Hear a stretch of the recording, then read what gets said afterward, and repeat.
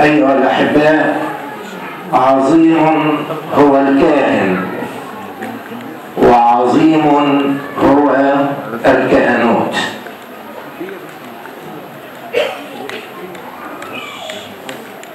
عظيم هو الكاهن في وزناته وفي أرباحه. عظيم هو الكاهن في صحته وعظيم في مرضه. عظيم هو الكاهن وهو أبيض، وعظيم هو الكاهن وهو أسود. عظيم هو الكاهن وهو قائم، وعظيم هو أيضا حتى لو رقد.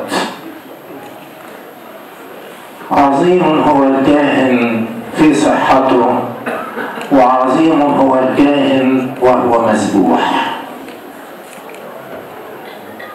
عظيم هو الكاهن إذا ابتسم، وعظيم هو الكاهن إذا علت وجهه مسحة من الألم. عظيم هو الكاهن إذا تكلم، وعظيم هو الكاهن إن صمت. أيها الإخوة الأحباء، هذه المتقابلات التي تروا معي لأول وهلة أن كل صفة ذكرتها في البداية ربما يأتي عكسها في المقطع الثاني أو المرادف ليها. فما معنى هذا الكلام؟ ما معنى أن نذكر الشيء ونذكر ما يقابله؟ وهل يمكن في الشخص الواحد وفي الإنسان الواحد أن يجتمع الشيء وعكسه؟ هذا هو إعجاز الكهنوت. وما أقوله إن كنت أقصد به الكهنوت بصفة عامة، فأقصد أيضا أنه ينطبق على قداسة أبونا الطيب العظيم العميق البسيط الأبيض الأسود، أبونا بخوم. والمسألة تحتاج إلى شرح وتفصيل. أحبائي، الكاهن يتحرك بطاقة ربانية سماوية ليست عادية، أخذها في يوم دعوته إلى الكهنوت وسيامته بيد الأسقف رئيس الكهنة. وإذا بشخص الكاهن يحدث فيه جذريا وظاهريا تحول عجيب منقطع النظير. سأحاول أن أرجع بالمرور على المتقابلات التي ذكرتها بقدر ما يسمح الوقت. تتعجبوا جدا يا أحبائي أن الكاهن له وزنات ليست عقيمة. هو شجرة وليست عقيمة أو جرباء، ولكن الكاهن بمجرد أن أخذ تفويض الإنبات والإثمار من على المذبح بيد الأب الأسقف، وهنا تبدأ رحلة نمو هذه الشجرة العظيمة، شجرة الكهنوت. تتدلى منها أوراق وأغصان وثمار، وتمتد أنت عزيزي وأنت أيتها الأخت فتقطف الثمار من شجرة أبوك الكاهن وتأكل وتختزي. فالكاهن له وزنات وله في مقابلها أرباح وثمار مؤكدة، خصوصا أن الكاهن يستشعر جسامة هذه المختومة منه، أي جسامة الخدمة، ويبدأ ينطلق لكي ما يفرح ويشبع ويروي ويسقي كل من ائتمن الرب على خدمته. من هنا تأتي نقطة أخرى ذكرتها في المقدمة، أن الكاهن عظيم جدا وهو ينطلق بصحته التي يعطيها إياه الرب حسب ما يشاء. ولكن لا تتعجبوا ولا تنزعجوا عندما يمرض الكاهن أو عندما يحال إلى مستشفى أو حتى عندما تنتهي القصة بانطلاق روحه. إن الكاهن شفيع عن شعبه، فإن كان بصحته يتكلم ويصلي ويذكر ويبارك ويكلل ويفرح وينطلق بصحته في الشوارع والأزقة والحواري والمدن والقرى يكرز ببشارة الملكوت.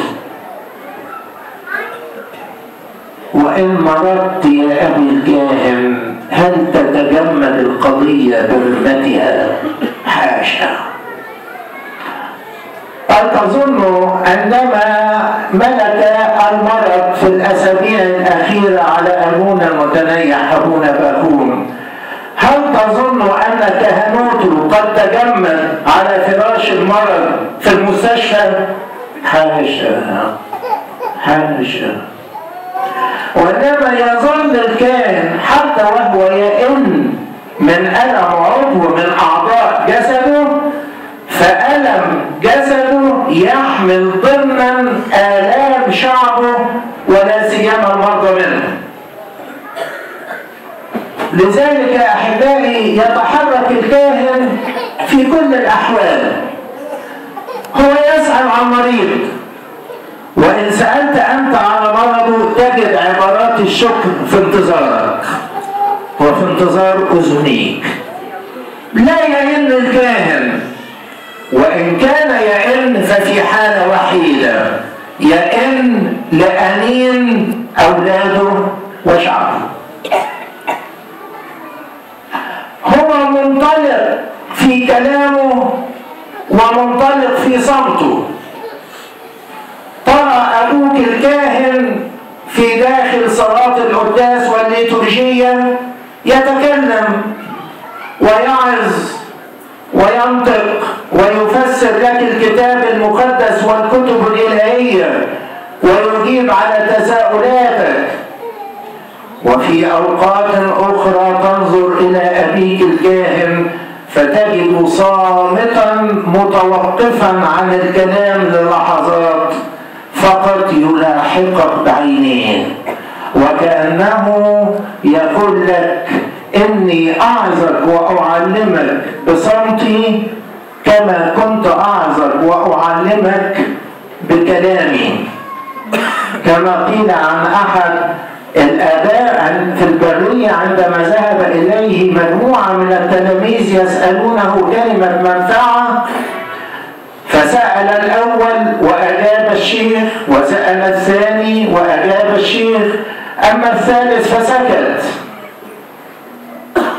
فقال له معلمه لماذا لا تسأل؟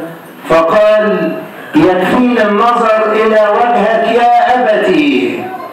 يعني أنا استفدت من كلامك لما أجبت على تساؤلات إخوتي، وأما الآن فآخذ نصيبي متعة واستشعارا من صمتك ووجهك الصامت. وهذه أحبائي إن كنت أخص بها الكهنوت صدقوني ماذا يمنع أن نستفيد منها لحياتنا إحنا كلنا. اجعل كل من حولك يستفيد منك إن نطقت، ويستفيد منك إن صمت. ينظر إلى ابتسامتك فيفرح، وينظر إلى ملامح وجهك المتألمة فيستشعر ورعا وخشية ومهابة لله. اللي بيعيشوا الأب الكاهن معاكم اتعلموه انتم يا شعب المسيح. من الكاهن ليس فقط من وعظ وتعليمه ولكن حتى من صمته، وهذا ما كان يتميز به قداسة أبونا بخوم. ربما كنا نبصره ساكنا هادئا أكثر منه ناطقا متكلما. هذا إعجاز وعمل الله. أقول أيضا الكاهن عظيم وهو أبيض.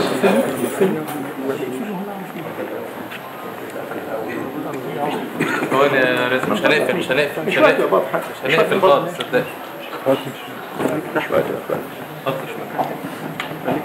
وهو أبيض بقلبك يا ابونا بخوم، وأبيض بوجهك، لأن حتى فيه من الناحية الجسدية كان فيه مسح بياض. ولكن ماذا عن الكلمة التي ربما استغربتم لها كثيرا؟ عظيم هو الكاهن وهو أبيض، وعظيم وهو أسود. هو أبيض بقلبه، أبيض بحبه، أبيض بمشاعره الطيبة، أبيض بسرير القلب ونياته وفضائله، وأسود بزي الكهنوت الذي يميزه أينما وجد وأينما صار. أتذكر كلمة قالها لي أحد الآباء الكهنة الشيوخ، قال لي يا ابونا عظمة الكهنوت إنها خدمة زي يعني ملبس. فبصيت له كده وفهمت ما يقول، ولكنه أضاف إلي مزيدا من التوضيح.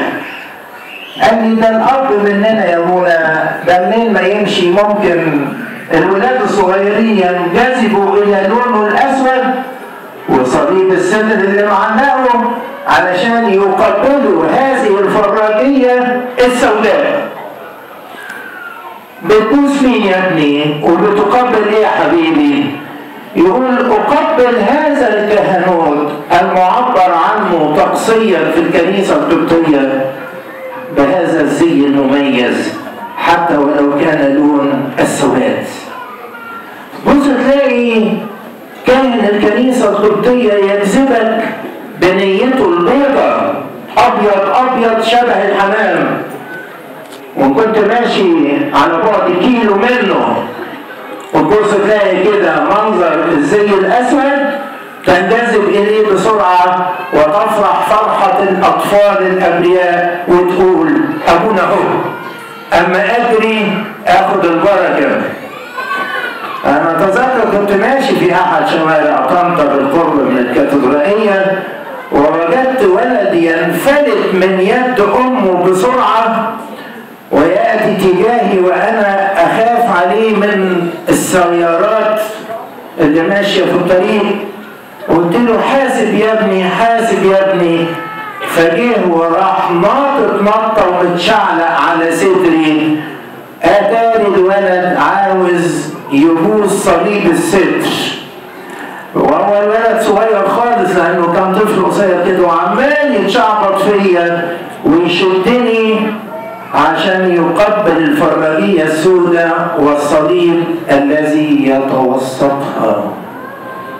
أحبائي، هذا لم تجدوه في أي مؤسسة دنيوية، هذا لم تجدوه في أي هيئة اجتماعية، هذا لم تجدوه في أي مجتمع بشري كان من كان على الأرض. أبونا الكاهن عظيم في انطلاقه وعظيم حتى في رقاده. يعني أبونا بخوم دلوقتي وأنت نائم في صندوق، ليس لك أي حركة، ليست لك أي لمحة من لمحات العظمة التي يتحدث عنها ابنك الصغير الناطق بهذه الكلمات. لا، مين يقول كده؟ ده بالعكس يا أحبائي، الروح الآن قد انطلقت شفيعة. كان الفم يصلي ويشفع عنكم، وكانت اليدين ترفع القربان وتناولكم من الذبيحة كفارة لخطايانا وخطايا كل الشعب المتناول. والآن هو يصلي أمام عرش الله مع كل الطغمات السمائية، فهو شفيع ومتحرك حتى بعد انطلاق روحه من جسده. أتذكر كلمة للمتنيح أبونا بشوي كامل قديس العصر، وكان بيكلم شعبه في كنيسة ماري جرجس في سبورتينج، ويقول لهم: هل تظنوا أن ماري جرجس ليست له عجائب ومعجزات وقدرات وشفاعات بعد خروجه من الجسد زي ما كان وهو على حصانه بالجسد جندي في الجيش الروماني؟ ثم أكمل القول فقال: أقول لكم يا أحبائي أن عمله الآن وهو خارج الهيئة الجسدية أكثر انطلاقا، بدليل أن الكنيسة تذكره عبر عشرات القرون. اوعى حد، كلامكم بقى ببساطة شوية، أترك اللغة العربية الفصحى جانبا، اوعى حد من شعب السلطنة ولا كل الشعوب المحبة لابونا والتي تلامست مع أبوته داخل الإبرشية بل وحتى خارجها، بدليل أن أنا شايف آباء موقرين أفاضل جايين من الإبرشيات المجاورة. اوعى بقى حد مننا يقول أبونا بخوم مات. تبقى أكبر غلطة في حق مسيحيتنا وفي حق كهنوتنا وفي حق كنيستنا العظيمة. لا، نقول لك أبونا انطلق، ومعروف أن الانطلاق للحركة مش حاجة خامدة. يقول لك فلان انطلق يعني فلان اتحرك، فهو نقول له روحه انطلقت، لكن روحه انطلقت بقى عشان تاخد وضعها ضمن الشفعاء. احنا اليومين دول يا حبايب انتوا بتصلوا طقس 7 و4 طقس كيان، وبنجيب سيرة الطغمات السمائية في مديحة أرجيوس أوسيوس، وبنجيب سيرة 24 قسيسا، وبنجيب سيرة 4 حيوانات غير المتجسدين والشاروبيم والسيرافيم وكل الجمع غير المحصى الذي للقوات السمائية. تفتكروا أبونا مخروم بقى بمعزل عن الطغمات دي؟ ده بالعكس، دخل في شركة بالرمز وباليقين. دخل في هذه الشركة بالرمز وباليقين، حتى أننا نقول انضم إلى صفوف السمائيين 24 قسيسا المتنيح أبونا بخوم. عشان كده أنت عظيم يا أبونا، عظيم لما خدمت البلد دي، وياما دخلت وخرجت من هذه الكنيسة ودخلت الهيكل وخرجت من الهيكل وصليت. الآن أنت بعد قليل قد تخرج من الكنيسة بالجسد فقط، ولكنك تظل بكيانك وبروحك قائم ومنطلق ومحلق وشفيع وأب وصديق، فالصداقة لا تموت والأخوة لا تنمحي. أحبائي، لذلك نشعر، وخصوصا اللي جاي مناسبة نياحته وانتقاله مع طقس كياك، وانتم يمكن لاحظتوا حضراتكم حاجة البعض كان بيسأل عليها من شوية، هو ايه ما بيصلوش حزيني ليه؟ لا، ده يعني في طقس بس ربما ما كانش متبع قوي، انه في شهر كياك يغلب حتى على صلوات التجنيس، يغلب النغم الكياكي، وكأن الكنيسة عاوزة تقول لا موت جسدي ولا مرض ولا لبس سواد ولا أي حاجة تمنع استمرار تواصلنا مع تسابيح السمائيين في هذا الشهر. أحبائي، إذا جاز أن أختم وأقول: هل نودعك؟ أنا شخصيا لي تحفظ شديد على كلمة الوداع، وحتى لو جت سيرتها ونطقت بيها في عزة جنازة بقول بعديها مباشرة نودع بالجسد فقط، لأن لا الكهنوت يودع ولا الفضيلة تودع، لأن هم مش بيفرقوا. هو امتى تقول أنا بودع فلان؟ لما يكون هيفرقك. لكن إذا كان كل اللي قلنا عليه ده لا يفارق فكيف يودع؟ عرفتوا بقى ان في تحفظ شديد. لكن يجوز نقول نودعك، يعني نودع بس الهيئة الجسدية بتاعتك، ده بالكتير قوي يعني، بالكتير قوي. وحتى الهيئة الجسدية بتاعتك ما تظل منتشرة في بيوت البلد، وأكيد هتطبع صور لابونا ببياضه وسواده الذي شرحته، ببياض قلبه وسواد زي كهنوته الوقور العظيم. باسم حضرة صاحب النيافة الحبر الجليل أسقفنا المكرم الأنبا بولا، والذي تعرفون أنه في هذه الأيام في مشغوليات وارتباطات بمواعيد قهرية ملزمة مع بعض رجال الدولة في القاهرة، الأمر الذي من أجله يعتذر نيافته بشدة عن تغيبه عن هذا الطقس. وهو كان يحمل كما نعرف نحن معشر الكهنة، كان يحمل لقداسة أبونا المتنيح أبونا بخور كل حب ووقار، وكان يداعبه في اجتماعات الكهنة بطريقة تبين مشاعر الرقة اللطيفة التي كانت تملأ قلب أبينا الأسقف المكرم الأنبا بولا من جهة أبونا بخور. باسم جميع الآباء الكهنة مجمع إبراشير طنطا وتوابعها، والتي لا أظن تقريبا أن كاهنا منا تخلف عن الحضور، وعلى رأسنا جميعا قداسة أبونا الموقر أبونا حنا بسطولوس وكيل المطرانية. باسم الآباء الكهنة لا أقول نعزيكم، ولكن نتشارك معاكم في المعاني الطيبة. صدقوني أحبائي، الانطلاق من هذا العالم ده مكسب عظيم. بكرة مثلا عندنا في كنيسة ماريجرجس في طنطا سوف نجتمع في حفل عظيم لكي ما تنطلق في وسطنا بكرامة أرواح الشهداء الثلاثة، الأسرة التي استشهدت في الأراضي الليبية.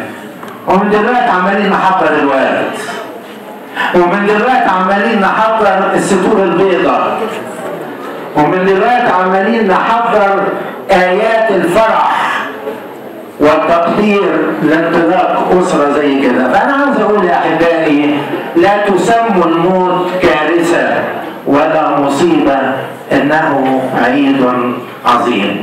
قلوبنا معكم، ونطلب منك يا رب القوات يا رئيس الكهنة الأعظم أن تسكب علينا بمزيد من السخاء تعزيات السماء، ولربنا المجد إلى الأبد.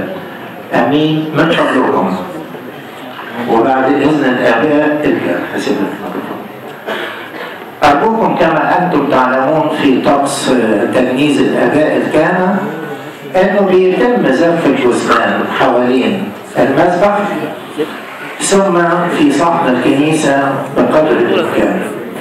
أرجوكم